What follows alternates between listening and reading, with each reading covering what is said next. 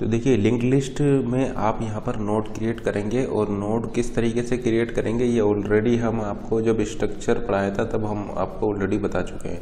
जैसे कि मान लीजिए अगर आपको एक नोड क्रिएट करना है, ये मान लीजिए आपका एक नोड है और इसमें मान लीजिए फर्स्ट फील्ड है आपका डेटा एंड सेकंड फील्ड है मान लीजिए आपका लिंक। कुछ इस टाइप से आपको क्रिएट करना है। फर्स्ट फील्ड है डेटा एंड सेकंड फील्ड है मान लीजिए लिंक। तो इसके लिए आप लिखेंगे यहाँ पर स्ट्रक्ट नोड। मान लीजिए डेटा जो है आपका इंटीजर टाइप का है तो आप लिखेंगे इंट डेटा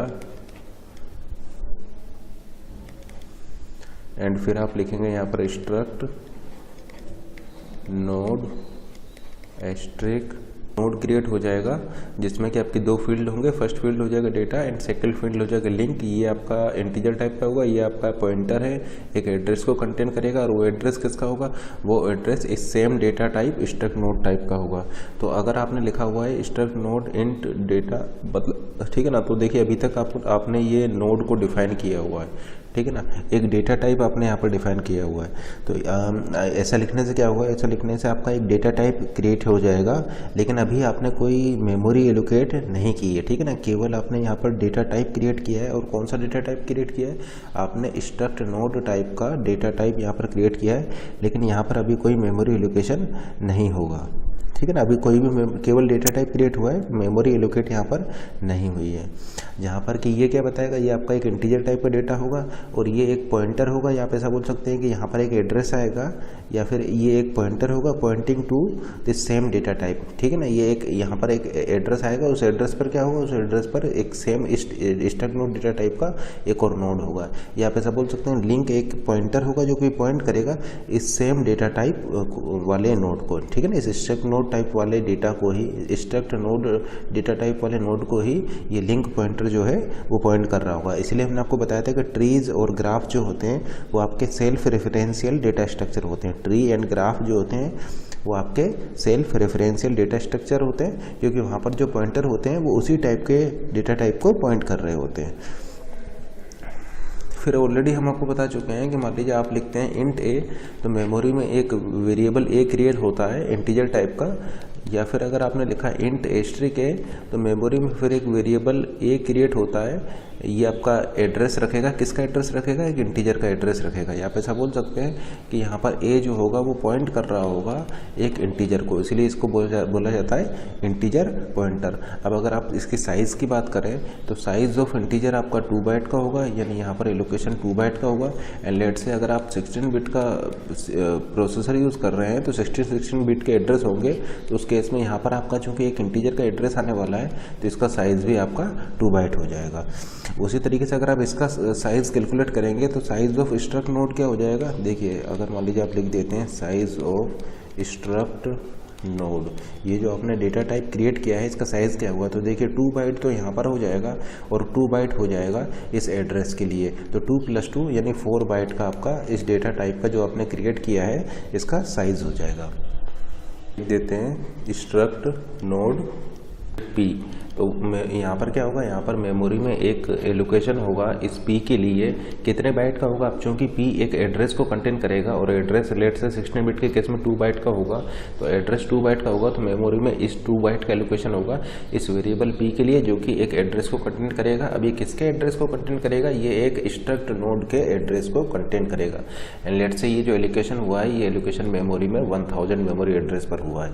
या आप ऐसा बोल सकते हैं कि P जो होगा वो यहाँ पर एक पॉइंटर होगा जो कि पॉइंट करेगा एक स्ट्रक्ट नोड को। जैसे कि हमने आपको बताया था इंट एस्ट्रिक P के केस में P पॉइंट करता था इंटीजर को, उसी तरीके से स्ट्रक्ट नोड एस्ट्रिक P के केस में P पॉइंट करेगा एक स्ट्रक्ट नोड डेटा टाइप वाले को, ठीक है ना। स्ट्रक्ट नोड डेटा टाइप वाले नोड को P जो है वो पॉइंट करेगा। तो आप ऐसा बोल सकते हैं कि आपका यहाँ पर केवल एक P पॉइंटर क्रिएट हुआ है, P वेरिएबल क्रिएट हुआ है जो कि पॉइंटर टाइप का होगा और पॉइंट करेगा एक इस डेटा टाइप स्ट्रक्ट नोड को, लेकिन स्ट्रक्ट नोड को पॉइंट करेगा, ठीक है ना। तो यहाँ पर एक एड्रेस आएगा, तो वो एड्रेस अभी आपने यहाँ पर ऐसा नहीं किया है, तो आप ऐसा बोल सकते हैं कि P जो है वो वेट कर रहा है उस एड्रेस के लिए जो कि एक स्ट्रक्ट नोड का होगा, तभी ये P जो है, तभी आप ऐसा बोल, ठीक है ना। अब मान लीजिए हम एक स्ट्रक्ट नोड क्रिएट करते हैं, स्ट्रक्ट नोड ए। अब यहाँ पर क्या होगा कि मेमोरी में एक वेरिएबल ए क्रिएट होगा, मेमोरी में एक वेरिएबल ए क्रिएट होगा जो कि किस टाइप का होगा, वो आपका स्ट्रक्ट नोड टाइप का होगा।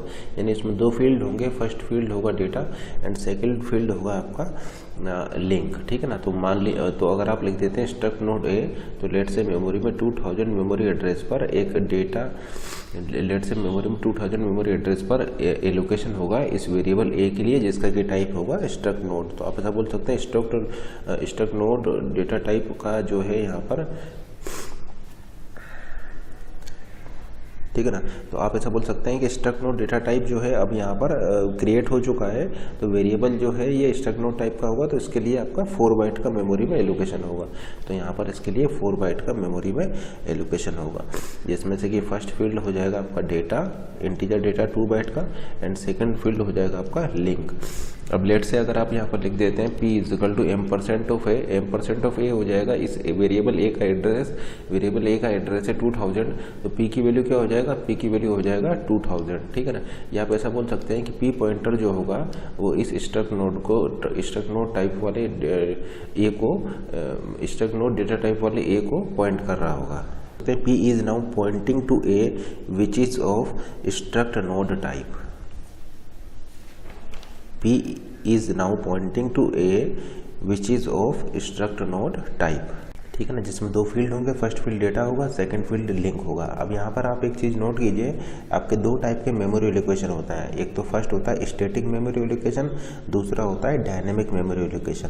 तो स्टैटिक मेमोरी एलोकेशन में क्या होता है कि जब आपका फंक्शन कॉल होता है तो उसके लिए मेमोरी एलोकेशन होती है, और जैसे ही फंक्शन आपका कंप्लीट हो जाता है तो उसके लिए ऑटोमेटिकली मेमोरी डीलोकेट हो जाती है। यानी आप ऐसा बोल सकते हैं, in case of static memory allocation when function is called then memory is allocated for that function, and once the function is over or function is completed then memory is automatically delocated। यानी आपका जब भी static memory allocation क्या होता है, जब एक function call होता है तो उस फंक्शन के लिए मेमोरी एलोकेट होती है, और जैसे ही वो फंक्शन कंप्लीट हो जाता है तो ऑटोमेटिकली वो फंक्शन के लिए जो मेमोरी एलोकेट हुई थी वो डीलोकेट हो जाएगा। जबकि डायनेमिक मेमोरी एलोकेशन में ऐसा नहीं होता है। डायनेमिक मेमोरी एलोकेशन में जब भी आपको मेमोरी की रिक्वायरमेंट होगी तो आप रन टाइम पर या एग्जीक्यूशन टाइम पर मेमोरी को क्रिएट करेंगे, और वो तब तक डिलीट नहीं होगी, तब तक फ्री नहीं होगी जब तक कि हम उसको फ्री नहीं कर देते। इसका मतलब डायनेमिक मेमोरी एलोकेशन में हम रन टाइम पर मेमोरी को एलोकेट कर सकते हैं, ठीक है ना, और हमें उसको फ्री करना होगा, ठीक, वो ऑटोमेटिकली फ्री नहीं होगी। तो हम ऐसा बोल सकते हैं, in case of dynamic memory allocation whenever we want memory we can create memory and utilize that memory, but we have to delete that allocated memory because it is not going to delete automatically। तो हम ऐसा बोल सकते हैं कि हमको उस memory को फ्री करना पड़ेगा क्योंकि वो ऑटोमेटिकली डिलीट नहीं होगा। तो अगर आप किसी मेमोरी को डायनेमिकली क्रिएट कर रहे हैं तो फिर उस मेमोरी को आपको फ्री करना होगा, डिलीट करना होगा। जैसे कि मान लीजिए आप मेलोक या केलोक फंक्शन का यूज़ करके मेमोरी को डायनेमिकली क्रिएट कर सकते हैं, ठीक है ना। मेलोक और केलोक अभी हम आगे आपको बताएंगे। मेलोक केलोक फंक्शन का यूज़ करके आप वहाँ पर मेमोरी को डायनेमिकली एलोकेट कर सकते हैं, लेकिन उस केस में फिर आपको उस मेमोरी को डीलोकेट करना होगा, फ्री करना होगा, क्योंकि वो ऑटोमेटिकली डीलोकेट नहीं होगी। जबकि स्टैटिक एलोकेशन के केस में मेमोरी ऑटोमेटिकली डीलोकेट हो जाती है, ठीक है ना। तो अगर आप यहाँ पर लिख देते हैं मेलोक या केलोक आप यूज़ करेंगे डायनेमिक मेमोरी एलोकेशन में, मेलोक। फिर अगर आप यहाँ पर लिख देते हैं साइज़, तो देखिए स्ट्रक्ट नोड का साइज़ क्या है, साइज़ है आपका, देखिए साइज़ ऑफ एक ऑपरेटर है, साइज़ ऑफ एक ऑपरेटर है जो कि इस डेटा टाइप का साइज़ बताएगा। तो इस डेटा टाइप का साइज़ क्या 4 बाइट है। तो अगर आपने ये लिख दिया है कि malloc size of struct node, तो मेमोरी में डायनेमिकली एक 4 बाइट का एलोकेशन हो जाएगा, ठीक है ना। मेमोरी में आपका डायनेमिकली एक 4 बाइट का एलोकेशन हो जाएगा। और ये मेलोक फंक्शन क्या करेगा, मेलोक फंक्शन इस जो मेमोरी एलोकेट हुआ है उसका जो एड्रेस है वो आपको रिटर्न कर देगा। तो अगर आपने लिख दिया है malloc size of struct node, तो ये क्या करेगा, ये आपका मेमोरी को क्रिएट करेगा, मेमोरी आपका 4 बाइट का मेमोरी क्रिएट करेगा और इस एड्रेस को जहाँ पर कि मेमोरी क्रिएट हुआ है उसको रिटर्न कर देगा। लेट से ये आपका 5000 मेमोरी एड्रेस पर ये 4 बाइट का लोकेशन हुआ है, तो ये आपका इस 5000 एड्रेस को ये आपका रिटर्न कर देगा। तो आप ऐसा बोल सकते हैं कि 4 बाइट का लोकेशन हो जाएगा और उस लोकेशन के एड्रेस को ये रिटर्न करेगा। तो जैसे कि आप यहाँ पर देख रहे हैं मेलोक के जरिए हमने ये एलोकेशन किया है, तो ये इस टाइप के एलोकेशन को हम बोलते हैं डायनेमिक मेमोरी एलोकेशन। तो जब भी आप इस टाइप के एलोकेशन को करते हैं तो वहाँ पर वो ऑटोमेटिकली उस फंक्शन के कंप्लीट होने के बाद में ऑटोमेटिकली डिस्ट्रॉय नहीं होता है, आपको उसको डिस्ट्रॉय या आपको उसको डिलीट करना होगा। इसीलिए हम यहाँ पर फ्री कमांड यूज़ करते हैं, ठीक है ना, फ्री कमांड यूज़ करते हैं इस टाइप के एलोकेशन को डिलीट करने के लिए। तो ये चीज़ हम आगे डिस्कस करें। तो देखिए किस तरीके से आप इसको मेलोक को यूज़ करेंगे। तो देखिए सबसे पहले तो आप यहाँ पर लिखेंगे साइज ऑफ, देखिए आपको पता होना चाहिए कुछ डेटा टाइप का साइज़ क्या है, साइज ऑफ स्ट्रक्ट नोड। तो ये साइज ऑफ ऑपरेटर आपको क्या दे देगा, ये 4 बाइट दे देगा। जैसे कि आप देख रहे हैं यहाँ पर इसका साइज़ क्या है, इस डेटा टाइप का साइज़ है 4 बाइट, तो ये आपको साइज़ दे देगा इसका, ठीक है ना। फिर उसके बाद में जैसे कि हमने आपको बताया कि अगर आप यहाँ पर मेलोक फंक्शन लगा देते हैं, अगर आप यहाँ पर मेलोक फंक्शन लगा देते हैं तो ये आपका डायनेमिकली इस 4 बाइट का एलोकेशन यहाँ पर कर देगा, डायनेमिकली 4 बाइट का एलोकेशन कर देगा।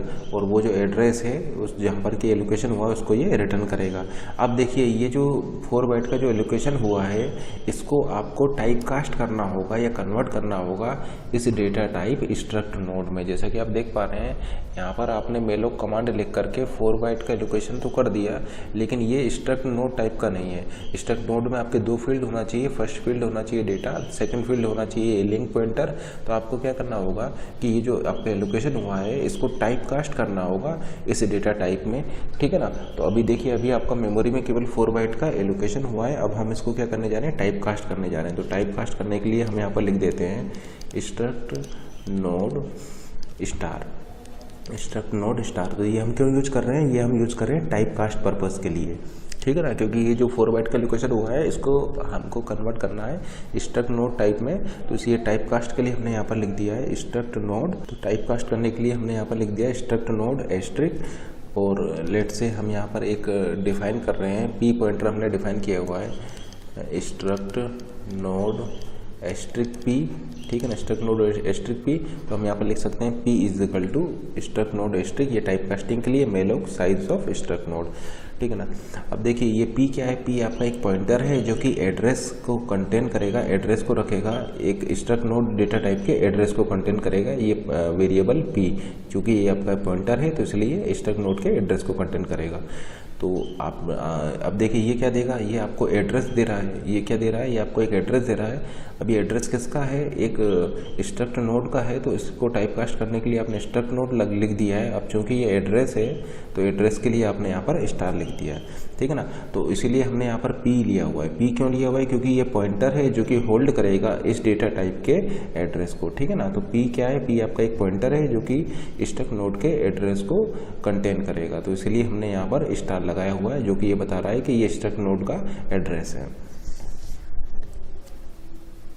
ठीक है ना। तभी आपका ये जो P जो है इस स्ट्रक्ट नोड के स्ट्रक्ट नोड डेटा टाइप के एड्रेस को होल्ड कर पाएगा। तो यहाँ पर हमने इसको टाइप कास्ट किया है, ठीक है ना। और ये स्टार इसलिए लगाया है क्योंकि आपका जो ये क्या कर रहा है, ये एड्रेस को रिटर्न कर रहा है। तो एड्रेस को रिटर्न कर रहा है तो उसको होल्ड करने के लिए आपको एक पॉइंटर चाहिए। और ये किस डेटा टाइप में आपने इसको टाइप कास्ट किया है, आपने इसको स्ट्रक्ट नोड डेटा टाइप में टाइप कास्ट किया है। तो यहाँ पर क्या होगा कि मेमोरी में एक वेरिएबल P क्रिएट होगा, लेट से 6000 मेमोरी एड्रेस पर हुआ है। एंड ये जो आपका एलोकेशन हुआ है इसका देखिए आपने टाइप कास्ट कर दिया, तो फिर देखिए यहाँ पर दो फील्ड बन जाएंगे, एक डाटा फील्ड बन जाएगा, दूसरा आपका लिंक फील्ड बन जाएगा, और P में आपका इसका एड्रेस आ जाएगा। तो P में आपका ये 5000 हो जाएगा, या आप ऐसा बोल सकते हैं कि P अब इसको पॉइंट करने लग जाएगा। तो आपने इसको डायनेमिकली रन टाइम पर इसको क्रिएट किया और उस एड्रेस को आपने इस पॉइंटर में इस तरीके से असाइन कर दिया। देखिए ये जो P जो है इसका साइज क्या होगा। अब चूंकि P जो है आपका एक एड्रेस को कंटेन कर रहा है, एड्रेस 2 बाइट का होता है, तो P के लिए 2 बाइट का मेमोरी में एलोकेशन होगा, जबकि ये जो एलोकेशन होगा ये आपका 4 बाइट का होगा। अब देखिए अगर हम आपसे पूछें कि P की वैल्यू क्या होगी, तो P आपका हो जाएगा इस समय पर 5000, ठीक है ना। तो अगर हम आपसे पूछें कि P क्या है, तो P हो जाएगा आपका 5000। लेकिन अगर हम आपसे पूछें एस्ट्रिक P क्या होगा, या अगर हम आपसे पूछें एस्ट्रिक 5000 क्या होगा, तो एस्ट्रिक 5000 का मतलब है inside this node, inside this struct type node, ठीक है ना, क्योंकि एस्ट्रिक क्या मतलब क्या होता है, एस्ट्रिक मतलब होता है content at this 5000 memory address, और कंटेंट क्या है, कंटेंट है आपका ये नोड, यानी आप ऐसा बोल सकते हैं इनसाइड दिस नोड। तो एस्ट्रिक पी का मतलब हो जाएगा इनसाइड दी नोड, आप नोड के अंदर चले गए। आप चूंकि आप नोड के अंदर चले गए हैं तो अगर आपको इसको सेलेक्ट करना है तो आप डॉट ऑपरेटर का यूज़ करेंगे, अगर इसको सेलेक्ट करना है तो डॉट ऑपरेटर का यूज़ करके इसको मेंशन कर देंगे। इसका मतलब अगर आपको डेटा को सेलेक्ट करना है तो आप लिख देंगे एस्ट्रिक पी डॉट डेटा, और अगर आपको लिंक वाले पार्ट को सेलेक्ट करना है तो आप लिख देंगे एस्ट्रिक पी डॉट लिंक। ठीक है ना, डॉट यहाँ पर क्या है, डॉट यहाँ पर सेलेक्टर ऑपरेटर है, क्योंकि यहाँ पर दो फील्ड है डेटा एंड लिंक, तो आपको कौन सा फील्ड सेलेक्ट करना है तो उसको सेलेक्ट करने के लिए आप ये सेलेक्टर ऑपरेटर डॉट का यहाँ पर यूज़ कर रहे हैं। अब देखिए इसी चीज़ को आप इस तरीके से भी लिख सकते हैं, P arrow data, P arrow data करके भी लिख सकते हैं, या इसको आप इस तरीके से भी लिख सकते हैं, पी एरो लिंक। ठीक है ना, तो पी एरो लिंक लिखिए या ये लिखिए, दोनों एक ही बात है। उसी तरीके से पी एरो डेटा लिखिए या इस तरीके से लिखिए, एक ही बात है।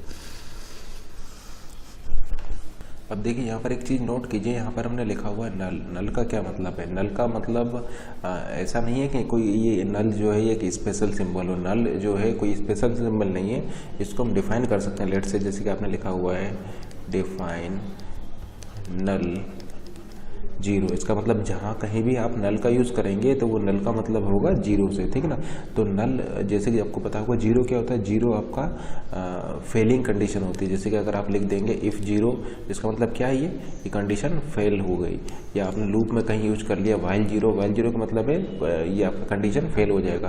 तो नल या जीरो जो है ये आपका क्या बताता है, ये फेलिंग कंडीशन को बताता है।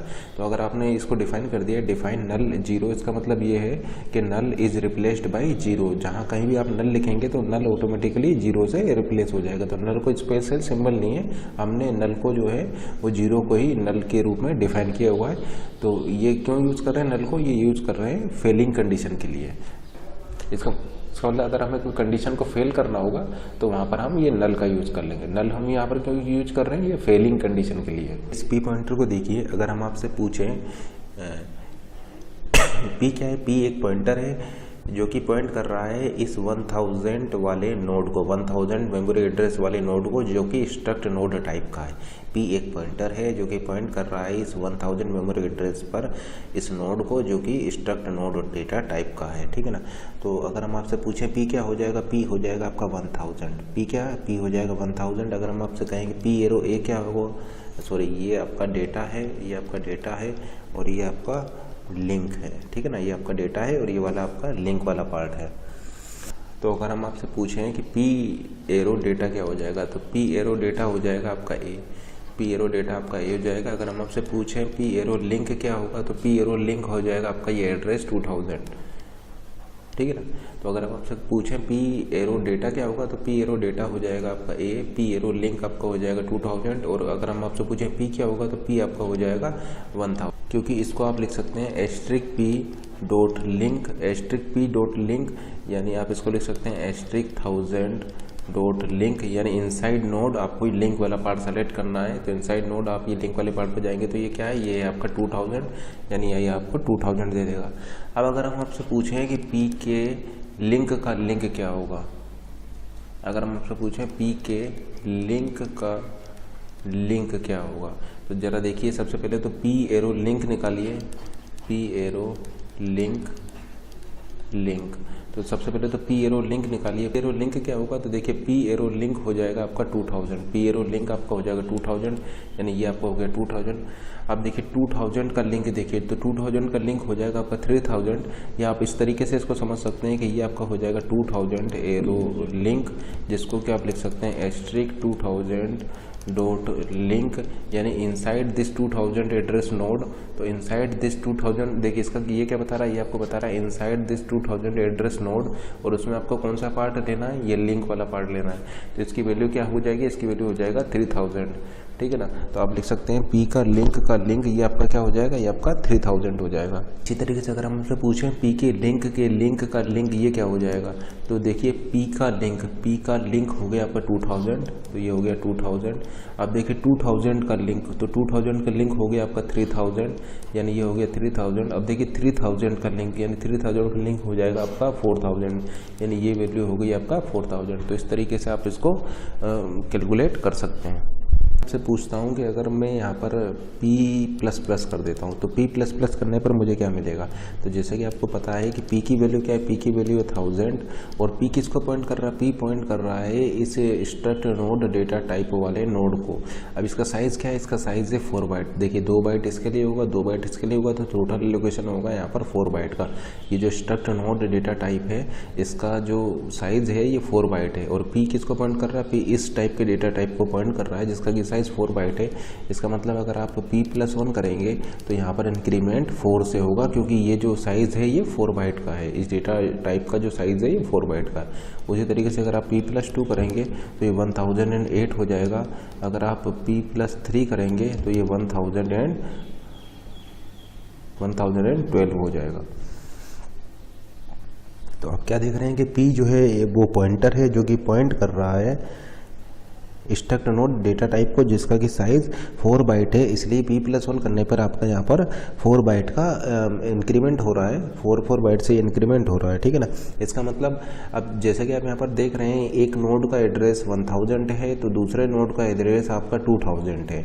इसका मतलब अगर आप यहाँ पर P+1 करेंगे तो आप इस नोड पर नहीं पहुँच रहे हैं क्योंकि P क्या है, P आपका एक पॉइंटर है जो कि इस 1000 एड्रेस वाले नोड को पॉइंट कर रहा है। अगर आप उसमें P+1 कर दिए तो P+1 करने पर आपका यहाँ पर इंक्रीमेंट 4 बाइट से हो जाएगा। अब जैसे कि देखिए यहाँ पर जो एलोकेशन हुआ है वो कंटिन्यूस तो हुआ नहीं है, ठीक है ना। ये जो एलोकेशन है ये किस टाइप का है, ये नॉन कंटिन्यूस एलोकेशन है। जैसे कि आप देख रहे हैं ये 4 बाइट का एलोकेशन 1000 मेमोरी एड्रेस पर हुआ है, ये 4 बाइट का एलोकेशन 2000 मेमोरी एड्रेस पर हुआ है, ये 4 बाइट का मेमोरी एलोकेशन 3000 मेमोरी एड्रेस पर हुआ है। तो ये जो एलोकेशन हुआ है ये कंटिन्यूस फैशन में नहीं हुआ है, ये नॉन कंटिन्यूस फैशन में यहाँ पर एलोकेशन हो रहा है। इसलिए आप ये P+1 करने पर आपको ये नेक्स्ट नोड का एड्रेस यहाँ पर नहीं मिल पाएगा क्योंकि ये जो एलोकेशन हुआ है ये नॉन कंटिन्यूअस फैशन में हुआ है। इसका मतलब अगर आपको नेक्स्ट नोड पर जाना है तो आपको ये +1 करने से आपका काम यहाँ पर नहीं चलेगा। तो फिर अगर आपको नेक्स्ट नोड पर जाना है तो आप क्या करेंगे, आप यहाँ पर लिखेंगे P का लिंक, P का लिंक। क्योंकि देखिए P का लिंक क्या है, P का लिंक है 2000, तो फिर P किसको पॉइंट करने लग जाएगा, P पॉइंट करने लग जाएगा आपका 2000 मेमोरी एड्रेस वाले नोड को। तो देखिए अगर आपने लिख दिया है P का लिंक तो फिर पॉइंटर P जो है वो आपका इसको पॉइंट करने लग जाएगा। तो इसका मतलब अगर आपको नेक्स्ट नोड पर जाना है तो आप इस तरीके से जाएंगे, +1 करके आप यहाँ पर नेक्स्ट नोड पर नहीं जा सकते हैं क्योंकि यहाँ पर जो नोड का एलोकेशन हुआ है या मेमोरी जो एलोकेट हो रही है वो नॉन कंटिन्यूअस फैशन में हो रही है, मेमोरी कंटिन्यूसली एलोकेट नहीं हो रही है। इसलिए +1 करने पर आपका काम यहाँ पर नहीं चलेगा। तो अगर आपको नेक्स्ट नोड पर जाना है तो आप लिखेंगे P का लिंक, तो आप जो पॉइंटर P होगा वो इस वाले नोड को पॉइंट करने लग जाएगा। उसी तरीके से अगर मान लीजिए P आपका यहाँ पर पॉइंट कर रहा है, P आपका 2000 को पॉइंट कर रहा है। इसका मतलब अगर हम आपसे पूछें कि P की वैल्यू क्या होगी, इस समय पर P की वैल्यू हो जाएगी आपकी 2000, इस समय पर P की वैल्यू हो जाएगी आपकी 2000, ठीक है ना। तो देखिए P की वैल्यू इस समय पर है 2000 क्योंकि P इसको पॉइंट कर रहा है। और अगर आप लिख देते हैं P के लिंक तो यहाँ पर देखिए P किसको पॉइंट करने लग जाएगा। देखिए P का लिंक है 3000 का लिंक है 4000 का लिंक है 5000 एंड 5000 का लिंक है 6000। तो मान लीजिए अगर आप यहाँ पर इस तरीके से लिख देते हैं तो P किसको पॉइंट करने लग जाएगा, P इसको पॉइंट करने लग जाएगा क्योंकि देखिए P का लिंक है 3000, P का लिंक है 3000 यानी ये हो गया आपका 3000। अब देखिए 3000 का लिंक है 4000, तो 3000 का लिंक है 4000 का लिंक है आपका 5000 एंड 5000 का लिंक है आपका 6000। यानी P की वैल्यू क्या हो जाएगा, अब P की वैल्यू हो जाएगा 6000, P की वैल्यू हो जाएगा 6000 और P जो है इस 6000 वाले नोड को पॉइंट करने लग जाएगा। अब जैसा कि आप यहाँ पर देख पा रहे हैं यहाँ पर P का लिंक क्या है, P का लिंक है आपका यहाँ पर नल, ठीक है ना, क्योंकि P जो है इस 6000 मेमोरी एड्रेस वाले नोड को पॉइंट करने लग रहा है। तो P का लिंक क्या है, नल। अब अगर मान लीजिए आप यहाँ पर लिख देते हैं तो ये P जो है वो आप इस 6000 वाले नोड को पॉइंट करने लग रहा है, ठीक है ना। तो अगर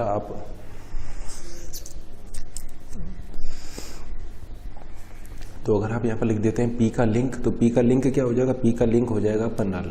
देखिए P का लिंक आपका हो जाएगा यहाँ पर नल, ठीक है ना। लेकिन अब अगर आप यहाँ पर लिख देते हैं पी के लिंक का लिंक, तो आपका यहाँ पर फिर एरर आ जाएगा, क्योंकि देखिए पी का लिंक है नल, और नल का लिंक क्या हो जाएगा, ये हो जाएगा नल एरो लिंक। तो नल एरो लिंक हो जाएगा एस्ट्रिक नल डॉट लिंक। अब जैसे कि आपको पता होगा कि क्या नल एक एड्रेस नहीं है, नल कोई मेमोरी एड्रेस नहीं है, तो यहाँ पर इसको जब आप इसको एग्जीक्यूट कराएंगे तो यहाँ पर ये इलीगल ऑपरेशन है, ठीक है ना। तो आपका यहाँ पर कंपाइलर जो है यहाँ पर एरर दे देगा, क्योंकि आपका ये जो नल का मतलब कोई मेमोरी नहीं है, आप ऐसा बोल सकते हैं नो मेमोरी फॉर नल, तो इलीगल ऑपरेशन है। इसका मतलब अगर आप यहाँ पर लिख दिए पी के लिंक का लिंक और पी अगर इसको पॉइंट कर रहा है तो ये इलीगल ऑपरेशन होगा, ठीक है ना, और आपका यहाँ पर कंपाइलर जो है वो एरर दे देगा। तो इस टाइप के ऑपरेशन को आप यहाँ पर परफॉर्म नहीं कर सकते, क्योंकि नल आपका कोई मेमोरी एड्रेस नहीं है, ठीक है ना। क्योंकि देखिए पी का लिंक है नल, और पी के लिंक का लिंक अगर आप लिख देते हैं, पी के लिंक का लिंक अगर आप लिख देते हैं तो ये हो जाएगा आपका इक्वल नल के लिंक के, ठीक है ना। अगर आप लिख रहे हैं पी के लिंक का लिंक, तो ये आपके इक्वल हो जाएगा नल के लिंक के, और नल का लिंक क्या है आपका एक इलीगल ऑपरेशन है, तो आपका यहाँ पर एरर आ जाएगा। तो इस टाइप के ऑपरेशन को आप यहाँ पर नहीं लिख सकते हैं, ठीक है ना। अब देखिए पी किसको पॉइंट कर रहा है, पी पॉइंट कर रहा है इस नोड को, 6000 वाले नोड को आपका पी जो है पॉइंटर जो है वो नोड कर रहा है, पी जो है वो पॉइंट कर रहा है, डेटा है एफ और ये इसका एड्रेस है नल। अब अगर यहाँ पर मैं लिख देता हूँ फ्री पी, जैसे कि हम आपको ऑलरेडी बता चुके हैं कि ये जो मेमोरी एलोकेशन हमने किया है ये आपका डायनेमिक मेमोरी एलोकेशन है, तो ये ऑटोमेटिकली डिलीट नहीं होगा, इसको आपको डिलीट करना होगा by using this free command, क्योंकि यहाँ पर डायनेमिक मेमोरी एलोकेशन हो रहा है। तो क्या होगा यहाँ पर कि पी रहा होगा, मान लीजिए पी का एड्रेस है 5000 मेमोरी एड्रेस पर ये पॉइंटर पी वेरिएबल यहाँ पर क्रिएट मेमोरी में क्रिएट हुआ होगा। अब चूंकि ये इसको पॉइंट कर रहा है और इसका एड्रेस 6000 है, तो इसका वैल्यू क्या हो जाएगा, इसका वैल्यू हो जाएगा 6000 मेमोरी एड्रेस, ठीक है ना। तो पी एक पॉइंटर है जो कि इस स्ट्रक्ट नोड डेटा टाइप को स्ट्रक्ट नोड डेटा टाइप वाले नोड को पॉइंट कर रहा है, जिसका कि मेमोरी एड्रेस 6000 है, एंड इट से इस पी का जो एलोकेशन है ये मेमोरी में 500 मेमोरी एड्रेस पर हुआ है। और फिर अगर आप लिख देते हैं फ्री पी, तो फ्री पी कमांड क्या करेगा, फ्री पी कमांड उस मेमोरी को डी एलोकेट करेगा जिसको कि ये पॉइंटर पी पॉइंट कर रहा होगा। जैसे कि आप यहाँ पर देख सकते हैं ये पॉइंटर पी किसको पॉइंट कर रहा है, पॉइंटर पी पॉइंट कर रहा है इस 6000 मेमोरी एड्रेस पर, ये जो नोड है इसको पॉइंट कर रहा है। तो अगर आपने लिख दिया फ्री पी, तो ये क्या करेगा, ये इस मेमोरी को डी एलोकेट कर देगा जिसको कि ये पॉइंटर पॉइंट कर रहा होगा। तो अगर आपने लिखा है फ्री पी, तो इसका मतलब वो मेमोरी जिसको कि पी पॉइंट कर रहा होगा वो डी एलोकेट हो जाएगी, ठीक है ना। तो अगर मान लीजिए जो पॉइंटर पी है ये इस 6000 वाली मेमोरी एड्रेस पर जो ये नोड है इसको पॉइंट कर रहा है, और आपने लिख दिया फ्री पी, तो ये जो मेमोरी है वो डी एलोकेट हो जाएगा। तो मेमोरी जो है 6000 मेमोरी एड्रेस पर जो आपका ये 4 बाइट का एलोकेशन हुआ है, ये 4 बाइट का एलोकेशन डी एलोकेट हो जाएगा, क्योंकि पी पॉइंटर इस 6000 एड्रेस पर जो स्ट्रक्ट नोड टाइप का जो नोड है इसको पॉइंट कर रहा था। तो अगर आपने फ्री पी लिखा तो फिर आपका ये 4 बाइट का जो एलोकेशन हुआ था ये डिलीट हो जाएगा या डी एलोकेट हो जाएगा। अब जैसे कि आप यहाँ पर देख रहे हैं ये फ्री पी लिखने से ये डी लोकेशन तो हो गया, लेकिन ये पॉइंटर पी अभी भी इस 6000 मेमोरी एड्रेस को पॉइंट कर रहा है, ठीक है ना। आपने यहाँ पर फ्री पी लिख दिया है, उसकी वजह से ये 6000 मेमोरी एड्रेस पर मेमोरी का डी लोकेशन तो हो गया, लेकिन अभी भी ये पॉइंटर पी जो है ये इस 6000 मेमोरी एड्रेस को पॉइंट कर रहा है। तो इसको बोलते हैं हम डेंगलिंग पॉइंटर, क्योंकि p is still pointing to this 6000 memory address, और इस 6000 मेमोरी एड्रेस पर आपका कुछ भी नहीं है, क्योंकि जो कुछ था वो आपने ऑलरेडी डिलीट या डी लोकेट आप उसको कर चुके हैं। तो आप ऐसा बोल सकते हैं p is still pointing to 6000 memory address, तो इसी को हम बोलते हैं डेंगलिंग पॉइंटर। तो पी आपका क्या होगा, पी आपका एक डेंगलिंग पॉइंटर होगा, क्योंकि ये इस मेमोरी एड्रेस को पॉइंट कर रहा है, 6000 मेमोरी एड्रेस को पॉइंट कर रहा है, और उस 6000 मेमोरी एड्रेस पर आपका यहाँ पर कुछ भी नहीं है, क्योंकि आप उसको ऑलरेडी डीलोकेट कर चुके हैं। तो इसको हम बोलते हैं डेंगलिंग पॉइंटर प्रॉब्लम। तो यहाँ पर ये डेंगलिंग पॉइंटर प्रॉब्लम क्रिएट हो गई है। इसको आप कैसे सॉल्व करेंगे, इसके लिए आप यहाँ पर लिख दीजिए p is equal to null. तो p is equal to null करते ही ये क्या हो जाएगा, ये आपका नल हो जाएगा और ये अब इसको पॉइंट नहीं करेगा।